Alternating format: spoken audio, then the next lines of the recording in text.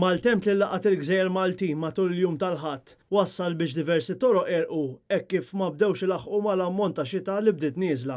Fil-fatt, diversi ritratti li deru fuq il-midja soċjali saħansitra juru nies maqbuda fil-vettura tagħhom, oġġetti jitkaxkru mill-kurrenti qawwija kif ukoll nies jippruvaw jimbuttaw il-vetturi tagħhom minħabba li l-konsegwenza l-maltemp spiċċaw biex jieqfu f'nofs ta' triq.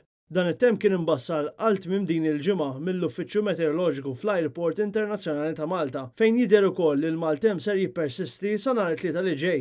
Post fuq il-midja soċjali, il-kelliem tal-Oppożizzjoni għall-Infrastruttura u l-Proġetti Kapitali, Tony Bezzina, stqar li wara din ix-xita li għamlet intwera b'mod ċar in-nuqqas ta' ppjanar serju fix-xogħlijiet ta' toroq min-naħa tal-Gvern b'mod speċjali fi triq il-konvoj ta' Santa Marija l-Imqabba. U saħaq li dan mhux każ uniku fejn wara aktar minn sena li sar xogħol f'din it-triq bi spejjeż ta' miljuni ta' euro mit-taxxi tagħna, kull min jgħaddi minnha qed jispiċċa letteralment merreq filwaqt li qed tikkawża ħsara kbira lil proprjetajiet fil-viċinanzi u lil vetturi li jgħaddu minn din it-triq.